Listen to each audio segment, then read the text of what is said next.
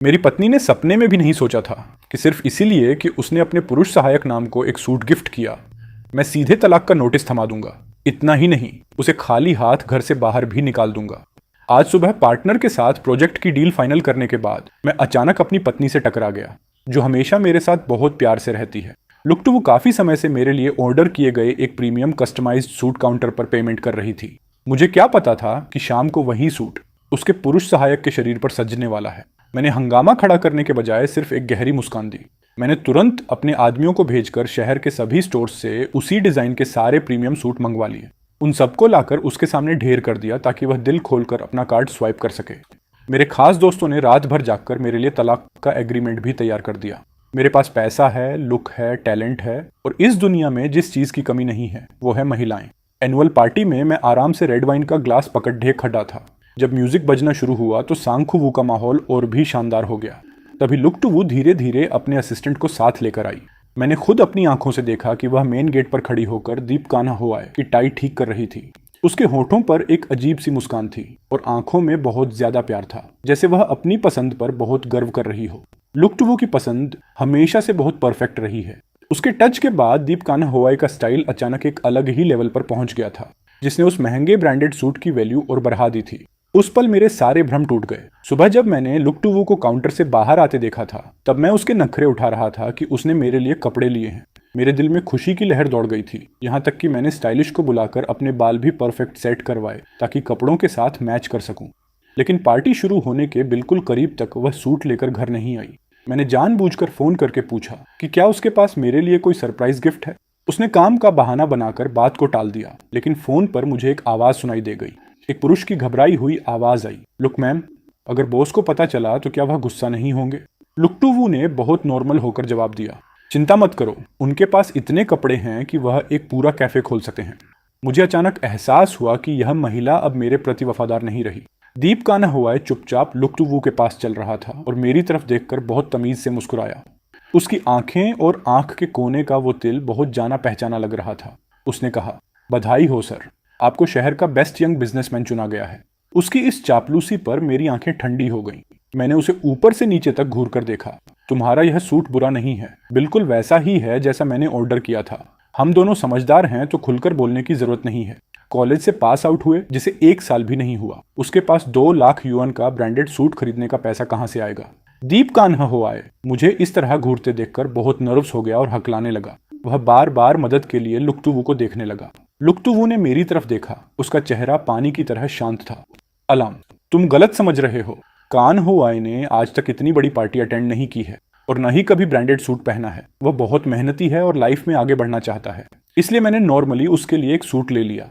मैंने अपनी भौहें उठाई और अपने बगल में खड़े असिस्टेंट को इशारा किया।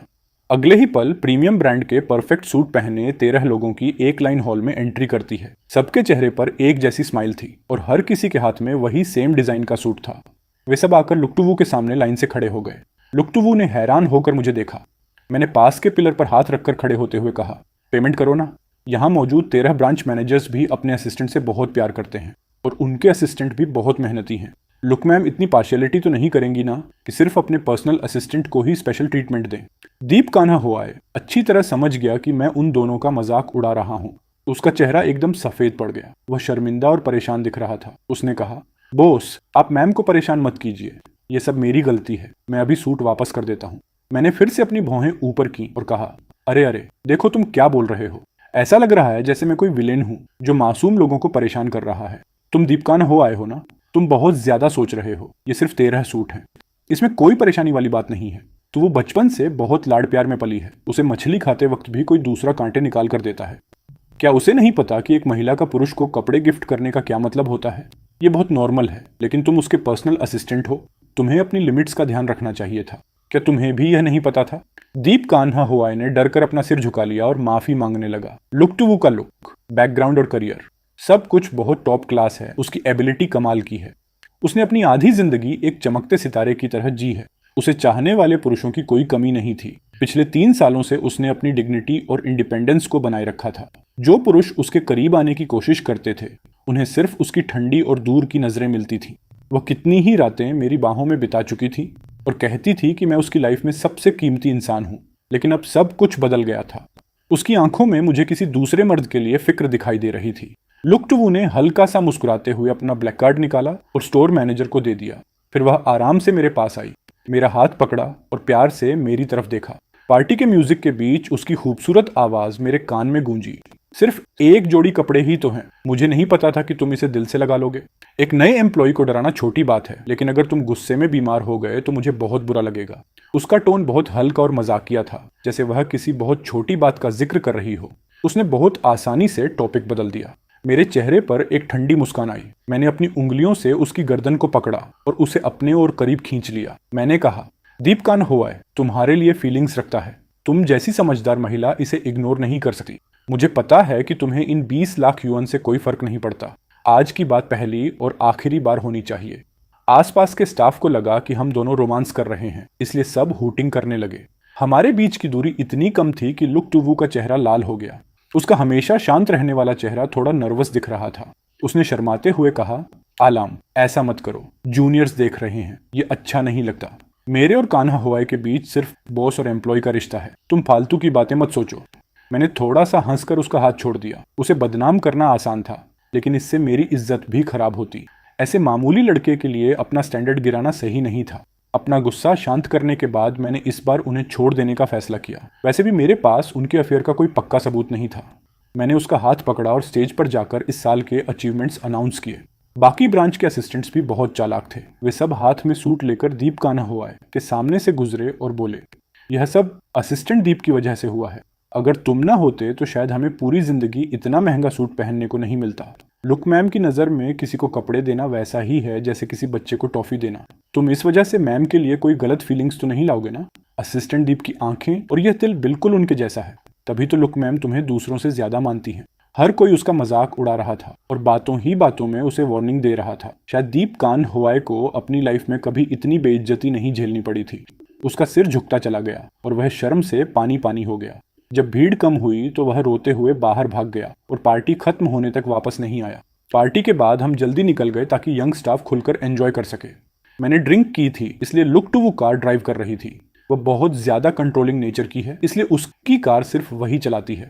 जैसे ही मैं कार में बैठा, मैंने देखा कि मेरी को पैसेंजर सीट की पोजीशन बदली हुई थी। सनशेड के चारों कोनों पर कुछ एनिमे समुराई के स्टिकर्स लगे थे। मेरे अलावा किसी की हिम्मत नहीं होती थी कि लुक टू वू को अपना ड्राइवर समझे, और कोई इतना बेवकूफ़ नहीं था जो उसकी बगल वाली सीट पर बैठे। बिना सोचे ही समझ आ गया कि यह किसका काम है। मेरे दिल में अचानक बहुत तेज़ गुस्सा आया, चाहे मैं इस बात को न मानना चाहूँ, लेकिन उस वक्त मैं गुस्से से पागल हो रहा था। भले ही उसने मेरा सूट उसे दे दिया था, मुझे सिर्फ एक सूट का दुख था, लेकिन अब उस लड़के ने मेरे पर्सनल स्पेस में अपनी पहचान छोड़ दी थी। यह सीधा सीधा मुझे चैलेंज करने जैसा था। शादी के 5 सालों में मुझे पहली बार इतना गुस्सा आया था। मेरा मन कर रहा था कि लुक टू वू को एक थप्पड़ मारूं और उसे कार से नीचे फेंक दूं और खुद कार चलाकर सीधे दीप कान्हा हुआई के पास जाऊं और उसे जोर से पंच मारूं। मैं उससे सवाल करने ही वाला था कि उसका फोन बज उठा। लुक टू वू ने मेरे गुस्से से लाल चेहरे पर बिल्कुल ध्यान नहीं दिया और आराम से दीप कान्हा हुआई का फोन रिसीव किया। मैंने चिढ़कर अपनी सीट ठीक करना शुरू किया। तभी उसने फोन पर कहा, तुम परेशान मत हो, मैं अभी वहां आ रही हूँ। मेरे हाथ रुक गए। मैंने धीरे से अपना सिर उठाकर उसकी तरफ देखा। लुक टू वू ने अपनी भौहें सिकोड़ी और कहा, कान्हा हुआई काउंटर पर सूट वापस करने गया है। उसके पास बिल नहीं है, इसलिए मुझे वहां जाना पड़ेगा। मैं ड्राइवर को तुम्हें पिक करने के लिए बोल देती हूँ, तुम पहले घर चले जाओ। मुझे अपनी कानों पर भरोसा नहीं हुआ और मैंने कहा, सिर्फ इस छोटी सी बात के लिए तुम मुझे यहीं छोड़कर जा रही हो, वो भी तब जब मैंने ड्रिंक कर रखी है। लुक टू वू ने हैरान होकर मुझे देखा। अलाम, प्लीज मुझे परेशान मत करो ना। उस लड़के का सेल्फ रिस्पेक्ट बहुत हाई है। तुमने उसे सबके सामने इस तरह शर्मिंदा किया कि वह बेचारा इतना हर्ट हुआ है कि अब सूट वापस करने की जिद पर अड्डा है। मैंने अपने कंधे उचकाए और कहा, उसका सेल्फ रिस्पेक्ट हाई है या वह जानबूझकर तुम्हारे सामने मुझे प्रोवोक कर रहा है? क्या वह खुद आकर बिल नहीं ले सकता था? लुक टू वू ने बेबसी में अपनी आंखें बंद कर ली, एक गहरी सांस ली और फिर आंखें खोली तो उसकी नजरों में सिर्फ बेरुखी थी। उसने कहा, अलाम, एक नए लड़के को इस तरह परेशान करने में तुम्हें क्या मजा मिल रहा है? तुमने दूसरों पर अपना रौब झाड़ना कब से शुरू कर दिया? तुम पहले तो ऐसे नहीं थे। मेरा वो पुराना गुस्सा अचानक जैसे गायब हो गया। उसकी जगह एक बहुत बड़ी निराशा ने ले ली और मुझे अचानक यह सब बहुत फनी लगने लगा। मैं दूसरों पर रौब झाड़ रहा हूँ? लुक टू वू, तुमने आज तक मेरे सामने किसी दूसरे मर्द का पक्ष नहीं लिया, यहाँ तक कि अपने पिता का भी नहीं। यह पहली बार है। लुक टू वू के ठंडे चेहरे पर कुछ पल के लिए हैरानी दिखी। मैंने बात आगे बढ़ाई। शादी के वक्त हमने साफ किया था कि दोनों परिवारों की इज्जत के लिए तुम बाहर मुंह नहीं मारोगी और मैं क्लबों में टाइम पास नहीं करूंगा। क्या तुम उस मामूली से लड़के के लिए हमारे रूल्स तोड़ने जा रही हो? लुक टू वू की नजरें शांत और जिद्दी थीं। वह काफी देर तक सोचती रही और फिर उसने फैमिली ड्राइवर को फोन लगा दिया। आखिर में उसने मेरी तरफ झुककर मेरी सीट बेल्ट खोली और बहुत नॉर्मल टोन में बोली, आलाम, तुम हर वक्त इतने कड़क रहते हो। हम पति पत्नी हैं, कोई बिजनेस पार्टनर्स नहीं हैं। अपना यह ऑफिस वाला एटीट्यूड मुझ पर मत थोपा करो, इससे मेरा दम घुटता है। कान्हा होआय का मैटर सॉल्व करके मैं आज रात लुक फैमिली के मेन हाउस में रुकूंगी। हम दोनों को थोड़ा शांत होने की जरूरत है। तो ये बात थी। असल में वह किसी दूसरे मर्द के पास जाकर रिलैक्स होना चाहती थी और खुशियां ढूंढ रही थी। लेकिन पहले तो उसने खुद कहा था कि उसे मेरा यह स्ट्रांग और हमेशा आगे बढ़ने वाला अंदाज सबसे ज्यादा पसंद है। अब जब मन भर गया तो अपनी गलतियों का दोष मुझ पर मढ़ने के लिए इतना बड़ा बहाना बनाने की क्या जरूरत थी। मैं समझदारी दिखाते हुए खुद ही कार से नीचे उतर गया। मैंने अपनी आंखों के सामने उस रेड पोर्श कार को तेजी से जाते हुए देखा। मैंने उसे मौका दिया था, लेकिन उसने उसकी कद्र नहीं की। मैंने अपना फोन उठाया और अपने बचपन के दोस्त यू खाई को कॉल करके एक डिवोर्स एग्रीमेंट तैयार करने को कहा। अगर बात पानी से ऊपर ना निकलती तो मैं भी लुक टू वू से तलाक नहीं मांगता।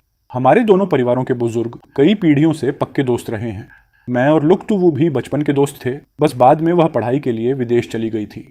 हमारे बीच करीब 10 साल तक कोई कांटेक्ट नहीं था। हमारी दोबारा मुलाकात दोनों परिवारों के बिजनेस अलायंस की पार्टी में हुई थी। वह आज भी उतनी ही खूबसूरत और चार्मिंग थी। बुजुर्गों के सवालों का वह बहुत अक्लमंदी से जवाब दे रही थी और मैं इन सालों में बिजनेस संभालने के साथ साथ स्ट्रेस दूर करने के लिए कभी कभी क्लबों में चला जाता था। मुझे लगा था कि इतने सालों बाद मिलने पर हम अजनबी और असहज हो जाएंगे, लेकिन जब हम अकेले में मिले तो उसके उस संस्कारी और एलीट लुक के पीछे एक बहुत ही फनी और इंटरेस्टिंग इंसान छिपा था, जिसने पल भर में हमारे बचपन की यादें ताज़ा कर दी। हम दोनों अपने करियर के पीक पर थे, एक दूसरे को अच्छी तरह समझते थे और रिस्पेक्ट करते थे। इसलिए हमने जल्दी ही सगाई और फिर शादी कर ली। शादी के बाद हमारे पास एक दूसरे की कंपनियों के शेयर्स थे। लुक कॉरपोरेशन और को कॉरपोरेशन का ऐसा मर्जर हुआ था जो पहले कभी नहीं देखा गया। इसलिए तलाक के बाद प्रॉपर्टी का बंटवारा करना एक बहुत ही सिरदर्दी वाला काम था। घर पहुंचने पर मेरा सिर बम की तरह फट रहा था। फ्रेश होने के बाद मैंने एक गिलास गर्म दूध पिया और सोने की तैयारी करने लगा। तभी फोन पर लुक टू वू का गुड नाइट मैसेज आया, जिसके साथ एक बहुत ही प्यारा फ्लाइंग किस वाला स्टिकर था। कोल्ड वॉर के दौरान भी वह अपनी फॉर्मेलिटी निभाना नहीं भूलती थी। अगली सुबह जब मैं ऑफिस गया तो कंपनी की लॉबी में एक नीले बालों वाली लड़की मुझसे टकराते टकराते बची। मेरा ब्रीफकेस जमीन पर गिर गया और उस पर एक बड़ा सा स्क्रैच आ गया। उस लड़की के हाथ की मॉर्निंग कॉफी भी हवा में उड़ती हुई सीधे मेरे कोट पर जा गिरी। गेट पर खड़े 2 गार्ड्स यह देखकर तुरंत भागे आए और उस लड़की को डांटने लगे कि देखकर नहीं चल सकती क्या। लड़की बहुत डर गई। उसने घबराकर मेरा ब्रीफकेस उठाया और टिश्यू पेपर से मेरा कोट साफ करने लगी। जब दाग साफ नहीं हुआ तो वह सीधे घुटनों के बल बैठकर मुझसे माफी मांगने लगी। कड़ाके की ठंड में उसने सिर्फ एक पतला सा जैकेट पहना था और सनग्लासेस लगा रखे थे। फिर भी वे चश्मे उसकी आंख के नीचे के काले और नीले निशान को पूरी तरह छिपा नहीं पा रहे थे। मैंने अपने गंदे कोट की परवाह नहीं की, बस परेशान होकर अपने कीमती ब्रीफकेस का स्क्रैच देखने लगा। इत्तेफाक से ये सब लुक टू वू ने देख लिया, जो अक्सर मेरे ही टाइम पर ऑफिस आती थी। हमारी दोनों कंपनियों की बिल्डिंग्स बस एक सड़क के फासले पर थीं। वह सड़क के उस पार खड़ी होकर चुपचाप यह सब देख रही थी। उसका चेहरा बहुत ठंडा था। मैंने पहली बार उसकी आंखों में अपने लिए नफरत देखी।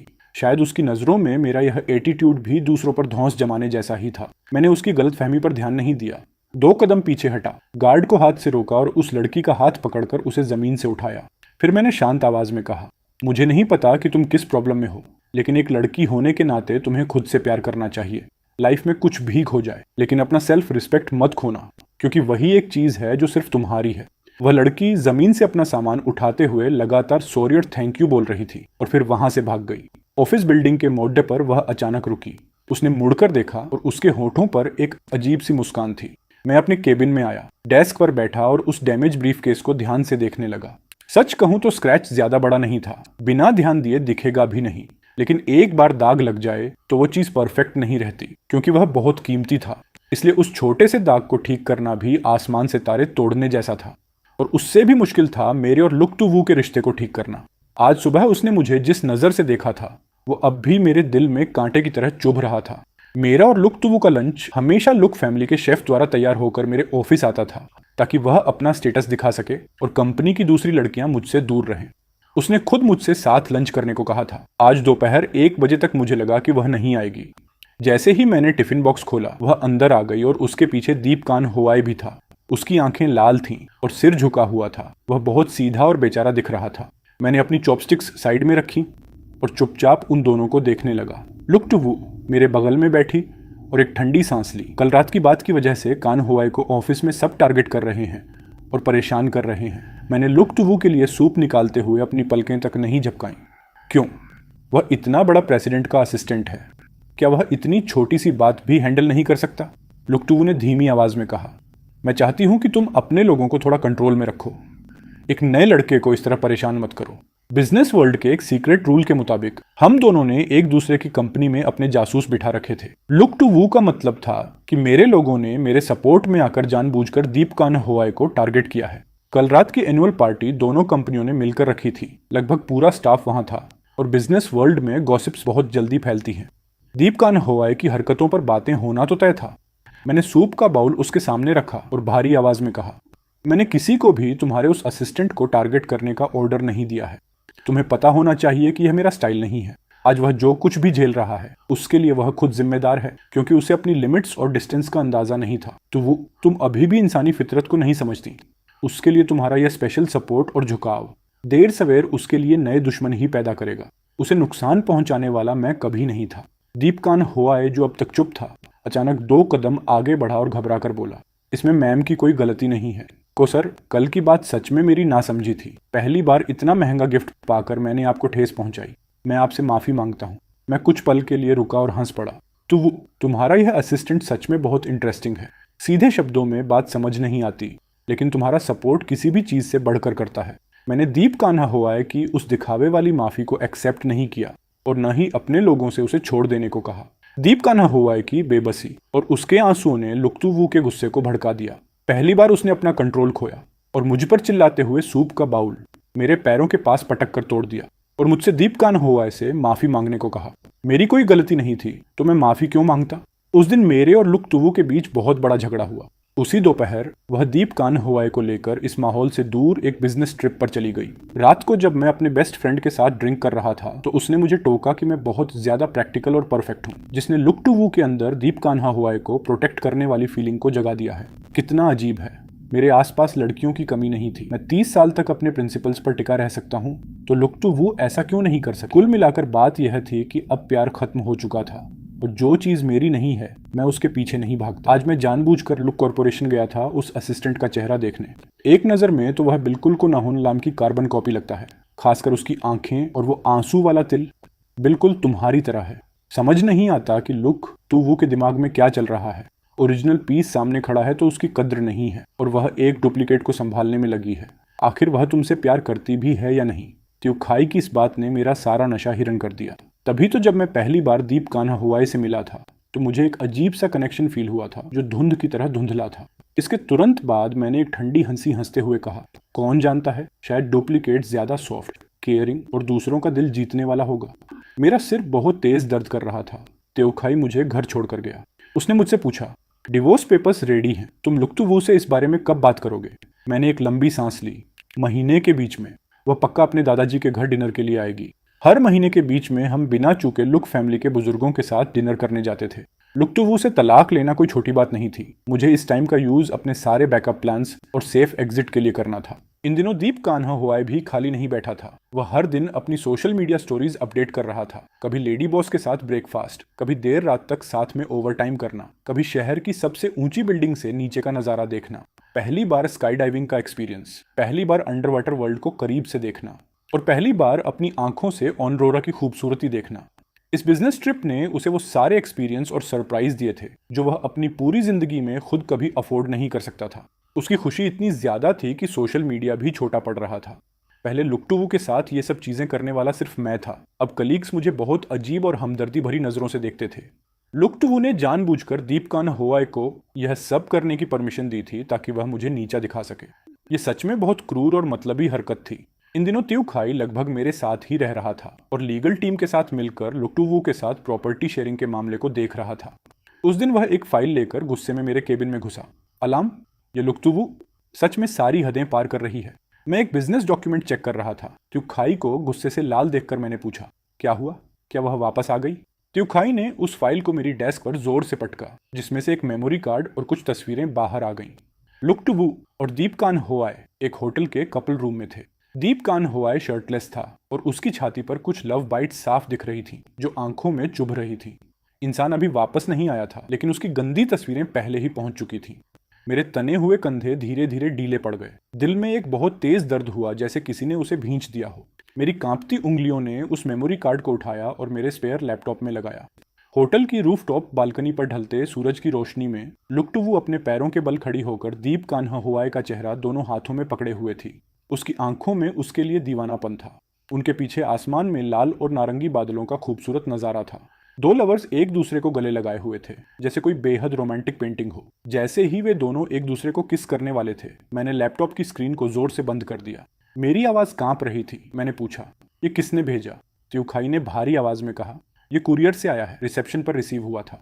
मैंने एक गहरी सांस ली और उसे धीरे से बाहर निकाला। उन तस्वीरों को वापस फाइल में रखा और उसे दराज में बंद कर दिया ताकि मैं खुद को संभाल सकूं। हंगामा मत करो, बस ये पता लगाओ कि इसे भेजने वाला कौन है। त्यूखाई गुस्से में बोला। और कौन हो सकता है? पक्का वो बेशरम दीप कान्हा हुआए ही होगा। वह ऊपर चढ़ने के लिए पागल हो चुका है। मैंने सिर हिलाया।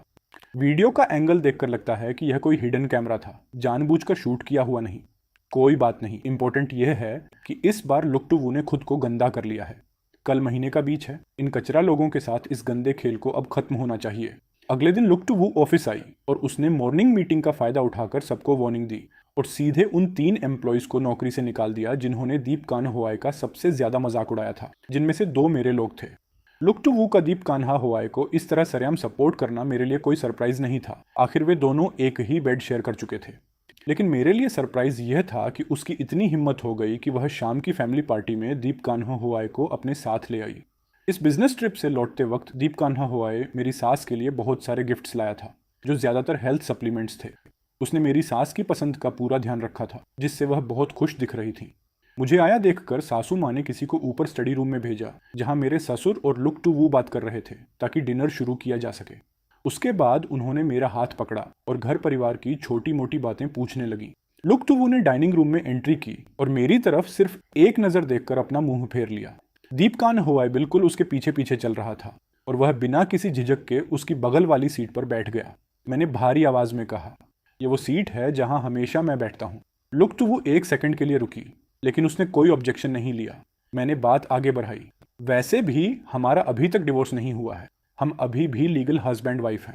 लुक टू वू हर वक्त एक पुरुष असिस्टेंट को अपने साथ रखती है और अब तो वह उसे मेन हाउस तक ले आई थी, जहां उसने सरेआम मेरी फिक्स सीट पर उसे बिठा दिया।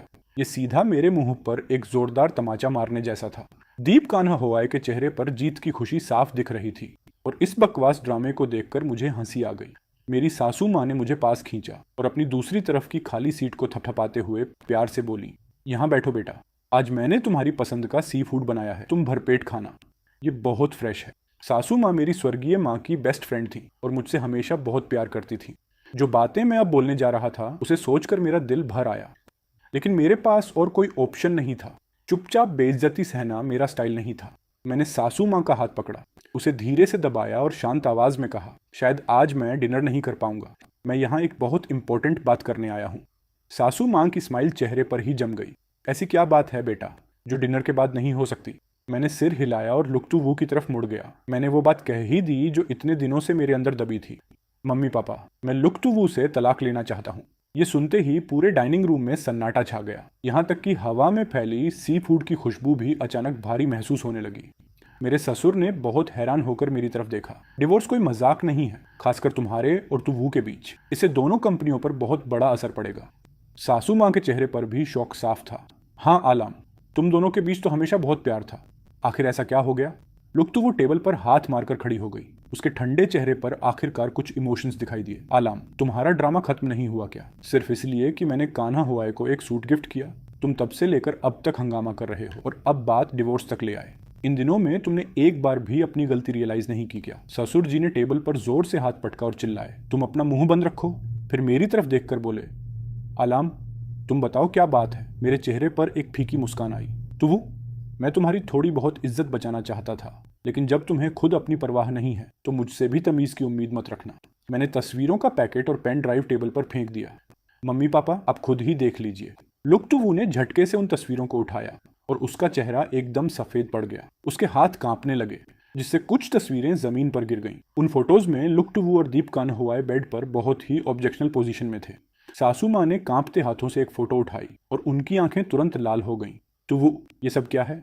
ससुर जी ने अपनी भौहें सिकोड़ी और उनके गुस्से से लाल आंखें लुक्टवू पर टिक गई। वे उससे सफाई मांग रहे थे।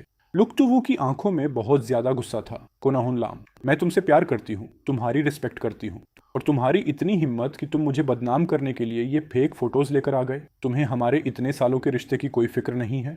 तुम मुझसे तलाक लेने के लिए इस हद तक गिर सकते हो? मैं गुस्से में हंस पड़ा। मैं तुम्हें बदनाम कर रहा हूँ? फोटोज तो एडिट की जा सकती हैं, लेकिन इस मेमोरी कार्ड में वीडियो भी है। क्या तुम सबके साथ बैठकर देखना चाहोगी? कोनाहुन लाम ने अपनी लाइफ और बिजनेस में हमेशा ईमानदारी से काम किया है। अगर मुझे तुमसे डिवोर्स चाहिए भी तो मैं इन घटिया हरकतों का सहारा कभी नहीं लूंगा। ससुर जी का चेहरा गुस्से से काला पड़ गया।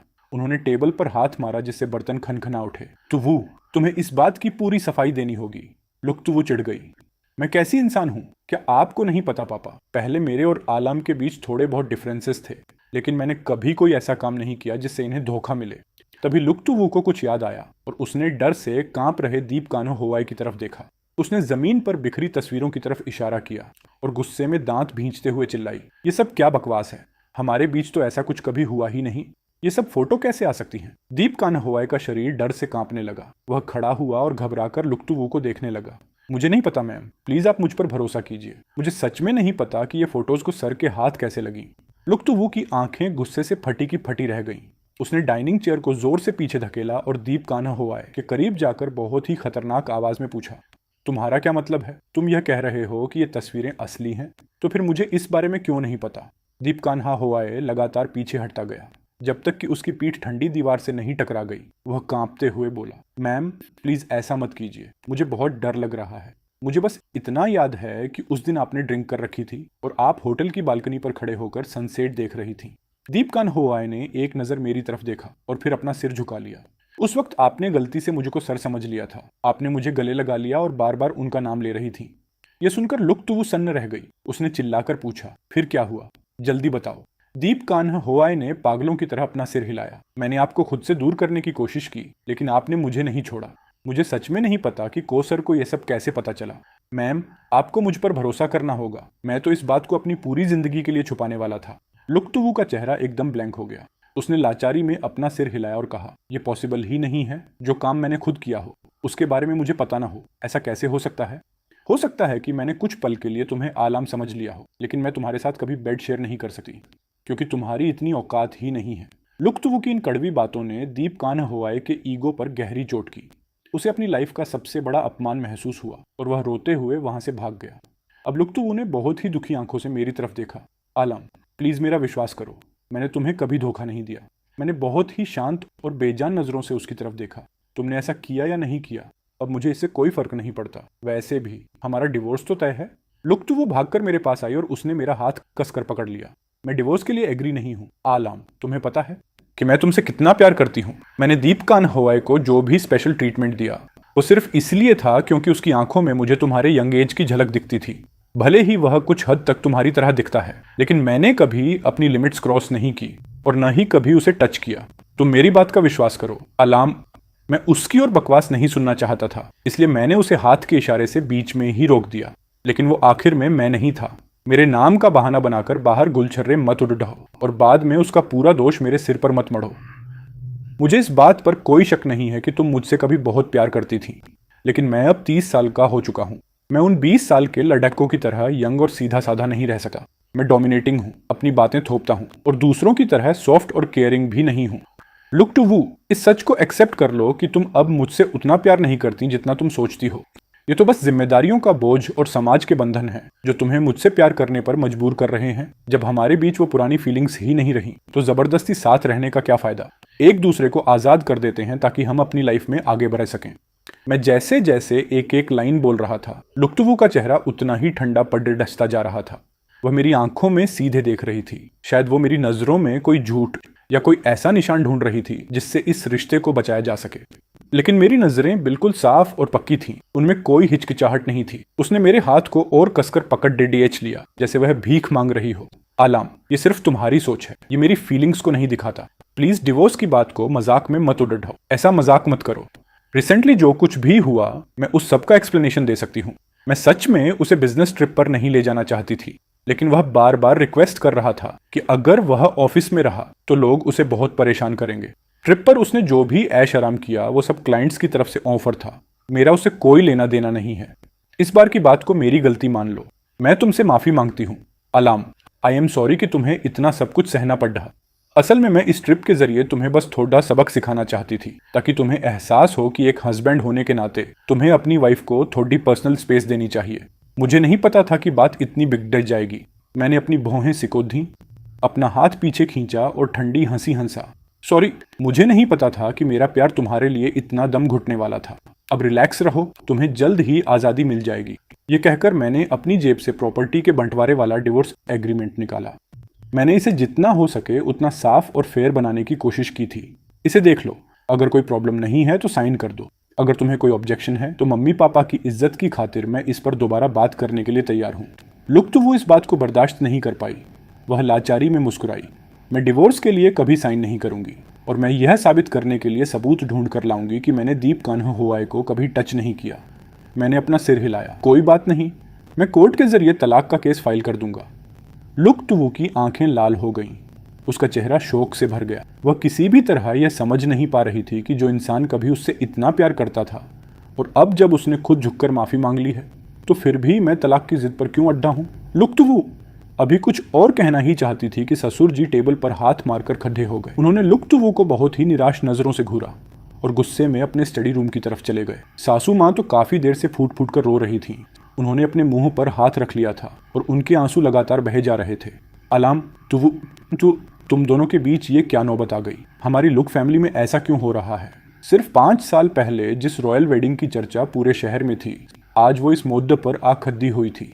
पुराना सारा प्यार और भरोसा पल भर में धुएं की तरह उड़ेच गया था। मैं इस ड्रामे को ठंडी नज़रों से देख रहा था। मेरे दिल में अजीब सी हलचल थी।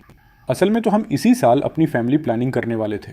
मैं लुक्टुवू के साथ वाले अपने घर वापस नहीं गया, बल्कि अपने पर्सनल विला में आ गया। मेरी माँ की डेथ के बाद मेरे पापा भी बिजनेस के सारे काम छोड़ डालकर वहीं रिलैक्स लाइफ जी रहे थे। मैं हर हफ्ते 10 दिन में उनसे मिलने जाता था। मैंने पापा को लुक्टुवू से तलाक लेने की बात बताई। वह कुछ देर के लिए सन्न रह गए, लेकिन आखिर में उन्होंने कहा कि यह फैसला मेरा होना चाहिए। इसके बाद वह चुपके से अपने कमरे में गए और मेरे ससुर को फ़ोन लगा दिया। पहले जब भी मेरे और लुक्टुवू के बीच छोटी मोटी बहस होती थी तो दोनों पापा एक दूसरे को सीक्रेटली इन्फॉर्म कर देते थे और हमारे बीच पैचअप कराने का कोई ना कोई रास्ता निकाल लेते थे। लेकिन इस बार बात अलग थी। जब उन्होंने देखा कि मैं अब हर दिन काम के बाद सीधे यहीं आ रहा हूँ तो मेरे पापा समझ गए कि पानी सिर से ऊपर जा चुका है। अब तो उन्होंने चिद्धियों को टहलाना और चाय पीना भी छोड़ दिया था। वह दिन रात मेरे कान में बस यही बोलते रहते थे कि लुक्टुवू उनका कितना ख्याल रखती थी। सुनते सुनते जब मैं पक गया तो मैंने पलटकर जवाब दिया, वह आपका इतना ख्याल रखती है तो इन पिछले कुछ दिनों में आपने उसे कितने फ़ोन किए हैं? क्या उसने एक बार भी आपका फ़ोन उठाया? मेरे पापा का मुंह बंद हो गया। वह बेबसी से मुझे देखने लगे। पक्का तुम्हारी डांट की वजह से वो बेचारी टूट गई होगी और कहीं जाकर छिप गई होगी। पापा का यह बहाना देखकर मुझे हंसी आ गई। इन 2 दिनों में हमारी टेंशन की वजह से उनके मुंह में 2 बड्ढे बड्ढे छाले भी हो गए थे। पापा, आप लोग अब फालतू मेहनत मत कीजिए। इस शादी से मुझे तलाक चाहिए ही चाहिए, लेकिन आप फिक्र मत कीजिए। मैं इस बात का पूरा ध्यान रखूंगा कि आपके और ससुर जी के सालों पुराने रिश्ते पर कोई आंच ना आए। पापा ने मेरी तरफ देखकर एक ठंडी सांस ली और पूछा, तुम तो वो को इतना पसंद करते थे, क्या तुम्हें कोई पछतावा या दर्द नहीं हो रहा? मैंने पापा के कंधे को थपथपाया। डिवोर्स के बाद मैं यह मान लूंगा कि वह मर चुकी है। 1 हफ्ता बीतेगा और मैं सब भूल जाऊंगा। पापा ने कुछ बोलने के लिए अपना मुंह खोला, लेकिन फिर बिना कुछ कहे चिढ़कर वहां से चले गए। वह जाते जाते बुदबुदा रहे थे, पता नहीं मैंने तुझे इतना परफेक्ट और इंडिपेंडेंट बनाकर सही किया या गलत। अपनी किस्मत खुद संभाल पाना बेशक अच्छी बात है। लुक्टुवू ने पापा का फोन इसलिए नहीं उठाया था क्योंकि वह उन तस्वीरों के सोर्स का पता लगाने में बिजी थी। उसने अपना फोन एक्सपर्ट्स को सौंप दिया था और वह खुद उस शहर के होटल में चली गई थी जहां उसकी बिजनेस ट्रिप थी। उसे गए हुए आज 3 दिन हो चुके थे। ये सारी इन्फॉर्मेशन मेरे बेस्ट फ्रेंड तेऊ खाई ने मुझे भेजी थी। वह हर दिन मेरी तरफ से लुक कॉरपोरेशन जाता था ताकि लुक्टुवू से डिवोर्स पेपर्स पर साइन करवा सके। उस फैमिली डिनर के बाद से दीप कान्होआए भी लुक कॉरपोरेशन में दोबारा नजर नहीं आया था। 5वें दिन लुक्टुवू अचानक गायब हो गई। मेरे फोन पर एक अननोन नंबर से वीडियो आया जो किसी बड़े रूफटॉप बालकनी का था। वीडियो काफी दूर से शूट किया गया था। उसका वो ऑरेंज बैकग्राउंड मुझे जाना पहचाना लगा। मैं उसे प्ले करके देखने ही वाला था कि उसी नंबर से कॉल आ गई। कॉल पर लुक्टुवू थी। उसकी आवाज में एक्साइटमेंट साफ महसूस हो रहा था। अलार्म, मैंने कहा था ना कि मैंने दीप कान्होआए को टच भी नहीं किया। मैं उसी होटल में गई थी जहां हम रुके थे। बदकिस्मत से उस दिन बालकनी का कैमरा जानबूझकर डैमेज कर दिया गया था। मैंने बहुत मेहनत और पैसे खर्च करके एक फोटोग्राफी के शौकीन लडडेहिचके से ये ओरिजिनल वीडियो क्लिप खरीदी है। वो सारी तस्वीरें और वीडियो दीप कान्हा हुआए की कजिन सिस्टर ने एडिटिंग सॉफ्टवेयर से बनाए थे। वही नीले बालों वाली लड्डेचकी, तुम्हें याद है ना? नीले बाल वो लड्डेचकी जो उस दिन मुझसे टकराई थी। अलाम, मैंने तुम्हें कभी धोखा नहीं दिया। प्लीज हम डिवोर्स न लें। क्या ऐसा हो सकता है? फोन पकड़ते हुए मेरे हाथ की पकड़ मजबूत हो गई। मैं उस लड्डेचकी के बारे में और नहीं सोचना चाहता था। मैंने उस वीडियो पर 2 सेकंड के लिए अपनी उंगली रखी, लेकिन आखिर में उसे ओपन नहीं किया। मैंने शांत आवाज में कहा, लुक टू वू, क्या जब तक तुम्हें किसी के साथ रंगे हाथों बेड पर न पकड़ ढा जाए तब तक उसे धोखा नहीं माना जाएगा? भले ही यह वीडियो तुम्हारी बेगुनाही साबित कर दे, पर इसका अब क्या फायदा? जब तुमने मेरा कस्टमाइज्ड सूट दीप कान्हा हुआए को गिफ्ट किया, क्या तुमने सोचा था कि मुझे कैसा लगेगा? जब तुमने मुझे बीच STD DA चेक पर छोड़ DH दिया उस LDHK की मदद करने के लिए, क्या तुम्हें अंदाजा था कि मैं कितना अजीब फील करूंगा? तुम उसे बिजनेस ट्रिप पर ले गई, उसे सोशल मीडिया पर ऐसी स्टोरीज डालने दी जैसे तुम दोनों हनीमून पर गए हो। क्या तुमने सोचा था कि लोग मेरे बारे में क्या बातें करेंगे? तुम उसे हमारे मेन हाउस तक ले आई। तुम कहती हो कि वो सबको चुप कराने के लिए था, लेकिन मेरे लिए वो सबसे बड़ा अपमान था। फोन की दूसरी तरफ काफी देर तक सन्नाटा रहा। फिर उसके रोने की आवाज आई। वह अपनी आवाज को कंट्रोल करने की कोशिश कर रही थी। आई एम सॉरी अलाम, मुझे पता है कि मैं चाहे जो भी एक्सप्लेनेशन दूं, मैं तुम्हारे उस दर्द को कम नहीं कर सकती जो मैंने तुम्हें दिया है। मैं मानती हूं कि इन सब चीजों को हैंडल करने का मेरा तरीका बहुत मतलबी और बेवकूफ़ी भरा था। मैंने तुम्हारी फीलिंग्स को पूरी तरह इग्नोर किया, लेकिन प्लीज मेरा विश्वास करो, मैंने तुम्हें कभी हर्ट करने का नहीं सोचा था। और हमारी शादी को खत्म करने के बारे में तो मैंने सपने में भी नहीं सोचा था। उसकी इस माफी को सुनकर भी मेरे दिल में कोई हलचल नहीं हुई। घाव भले ही भर जाएं, लेकिन निशान हमेशा रह जाते हैं। हम अब कभी पहले जैसे नहीं हो सकते थे।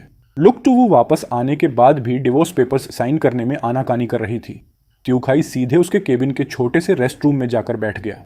भूख लगती तो उसका खाना खाता, नींद आती तो उसी के बेड पर सो जाता। वह कभी कभी मुझे वहां की लेटेस्ट गॉसिप्स भी शेयर करता था।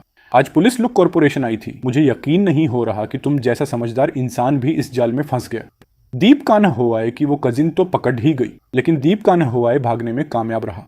वैसे वो ब्रांडेड सूट दीप कान्हा हुआए का एक मोहरा था, जिससे वह लुक्टुवू की लिमिट्स चेक कर रहा था। असल में लुक्टुवू ने ही रिक्रूटमेंट टीम को सीक्रेटली बोलकर उसके जैसे एवरेज लड़के को जॉब पर रखवाया था। दीप कान्हा हुआए को लुक्टुवू से पहली नजर में ही प्यार हो गया था। शुरुआती 6 महीनों में उसने बहुत संभल कर और मेहनत से अपना काम किया। उसने सुन रखा था कि लुक्टुवू काम के वक्त और पर्सनल लाइफ में बिल्कुल अलग इंसान है। खासकर ऑफिस में वह एम्प्लॉयज के साथ बहुत कड़ी DHK रहती है और छोटी सी गलती पर भी सीधे डिमोशन कर देती है। लेकिन जब उसने गलती से इंपॉर्टेंट डॉक्यूमेंट्स पर चाय गिरा दी या मीटिंग की स्लाइड्स गलत प्ले कर दी, तो इस लेडी बॉस ने चिल्लाने के बजाय उसे बहुत प्यार से समझाया कि अगली बार ध्यान रखना। लेकिन जब वह पहली बार मुझसे मिला, जो कि उस लेडी बॉस का लीगल हस्बैंड था, तब उसे समझ आया कि लुक्टुवू उस पर इतनी मेहरबान क्यों थी। और उसी पल से उसके दिल में मेरे लिए नफरत पैदा हो गई। बाद में उसकी नीले बालों वाली कजिन, जो सट्टेबाजी के चक्कर में कर्ज में डूबी थी, उसके पास आई। लुक्टुवू का स्टेटस जानकर उसने दीप कान्हा हुआए को उकसाया कि वह अपनी यंग एज का फायदा उठाकर लुक्टुवू को अपने जाल में फंसा ले, ताकि उनकी लाइफ सेट हो जाए। इसके बाद वो दोनों आराम से ऐश की जिंदगी जी सकते थे। दीप कान्हा हुआए को यह वहम हो गया था कि लुक्टुवू उसे पसंद करती है, इसलिए उसने उस सूट के जरिए उसका दिल टटोला। लुक्टुवू के उस स्पेशल सपोर्ट ने उसकी उम्मीदें बढ़ा दी। एनुअल पार्टी की रात उसने सूट वापस करने का बहाना बनाया ताकि वह लुक्टुवू को फिर से मुझसे दूर ले जा सके। लेकिन लुक्टुवू ने सिर्फ उसकी मदद की थी और साथ ही मेरे लिए 2 नए सूट भी ऑर्डर किए थे, जिससे दीप कान्हा हुआए की उम्मीदें टूट गईं। अब उसे कोई ऐसा रास्ता चाहिए था जिससे लुक्टुवू मुझसे नफरत करने लगे। इसलिए अगले दिन उसकी कजिन ने जानबूझकर मुझसे टकराने और जमीन पर बैठकर माफी मांगने का नाटक किया था। वह कजिन कर्ज चुकाने के लिए इतनी उतावली थी कि उसने बिजनेस ट्रिप वाले होटल में दीप कान्हा हुआए के साथ मिलकर लुक्टुवू के ड्रिंक में नशा मिला दिया, ताकि वे दोनों फिजिकल हो सकें और लुक्टुवू को डिवोर्स के लिए ब्लैकमेल कर सकें। लेकिन लुक्टुवू ने अपने होश बनाए रखे और उसे धक्का दे दिया। बाद में उस कजिन ने वो फेक फोटोज और वीडियो तैयार किए ताकि मैं चिढ़कर खुद ही रास्ते से हट जाऊं। इसीलिए जब मैंने वो तस्वीरें लुक्टुवू के सामने फेंकी थी, तो दीप कान्हा हुआए ने ऐसा बहाना बनाया था। अच्छा हुआ कि लुक्टुवू ने सच का पता लगा लिया। सट्टेबाजी, ब्लैकमेलिंग और दूसरों को नुकसान पहुंचाने के जुर्म में उस कजिन को अरेस्ट कर लिया गया है। लेकिन दीप कान्हा हुआए का अभी तक कोई सुराग नहीं मिला है। ये सब सुनकर मेरी एक ठंडी सांस निकल गई। अगर लुक्टुवू पहले की तरह अपने प्रिंसिपल्स पर टिकी रहती और किसी तीसरे को इतनी छूट न देती, तो किसकी हिम्मत थी जो हमारे बीच आ पाता। बिजनेस डील की वजह से मैं कुछ समय के लिए विदेश चला गया। 3 महीने बाद जब मैं वापस देश लौटा, तो मुझे खबर मिली कि लुक टुवू का एक बहुत भयानक कार एक्सीडेंट हो गया है, जिसमें उसके दोनों पैर कुचल गए और वह अब पूरी जिंदगी के लिए व्हील चेयर पर आ गई है। एक्सीडेंट करने वाला कोई और नहीं बल्कि दीप कान्ह हुआ था, जिसे जानबूझकर नुकसान पहुंचाने के जुर्म में 25 साल की जेल की सजा हुई थी। मुझे समझ नहीं आ रहा था कि वह तो लुक टुवू से प्यार करता था ना। क्या यह सनक थी कि अगर तुम मेरी नहीं हो सकती तो मैं तुम्हें बर्बाद कर दूंगा। लेकिन जब मैं अपने घर पहुंचा तो मैंने देखा कि बेसमेंट से मेरी पसंदीदा ब्लैक मेबैक कार गायब थी। वह कार मुझे सबसे ज्यादा प्यारी थी और मैं हर महीने उसकी सर्विसिंग करवाता था। मेरे विदेश रहने के दौरान लुक टुवू ही उसे सर्विसिंग के लिए ले जाती थी। दीप कान्हा हुआई को यह नहीं पता था कि मैं देश से बाहर हूँ। वह 1 महीने से मेरे घर के बाहर घात लगाए बैठा था और जैसे ही उसने मेरी कार को बाहर निकलते देखा, उसने एक पुरानी कार किराए पर ली और पूरी स्पीड से मेरी कार में टक्कर मार दी। जब से उसका और उसकी कजिन का पर्दाफाश हुआ था, उसके परिवार और दोस्तों ने उससे रिश्ता तोड़ेच लिया था। ऑफिस के लोग उसका मजाक उड़ाते थे और पूरी इंडस्ट्री ने उसे ब्लैकलिस्ट कर दिया था। वह इस बर्बादी को बर्दाश्त नहीं कर पाया और उसने अपनी बदकिस्मती का जिम्मेदार मुझे मान लिया। वह जिसे मारना चाहता था वो असल में मैं था। देश लौटने के अगले दिन मैं एक बुके लेकर हॉस्पिटल गया। लुक टुवू वीआईपी वार्ड में एडमिट थी। डॉक्टर्स के अलावा वह किसी को अंदर नहीं आने दे रही थी। मैंने नॉक किया तो अंदर से उसकी शांत लेकिन दबी हुई आवाज आई। मुझे परेशान मत करो, मैंने धीमी आवाज में कहा। लुक टुवू मैं हूं। दरवाजे के दोनों तरफ हम दोनों में से किसी ने कोई आवाज नहीं की। आखिर में लुक टुवू ने नर्स के हाथ मेरे लिए 2 डॉक्यूमेंट्स भिजवाए। एक साइन किया हुआ डिवोर्स एग्रीमेंट था और दूसरा उसकी कंपनी के शेयर्स ट्रांसफर का पेपर था। वह अपनी पूरी लुक कॉर्पोरेशन मेरे नाम करना चाहती थी। इसके बाद मैं और उसके लॉयर कोर्ट गए और हमारा डिवोर्स फाइनल हो गया। लेकिन मैंने उसकी कंपनी को एक्सेप्ट नहीं किया। मेरे पापा ने साफ कह दिया था कि अगर मैंने उसकी कंपनी छुई तो वह मेरे पैर तोड़ ढेच देंगे। 1 साल बाद मेरी मुलाकात लुक टुवू से दोबारा हुई। अब उसने आर्टिफिशियल लेग्स लगा लिए थे। वह एक बार फिर से बिजनेस वर्ल्ड में कदम रख चुकी थी।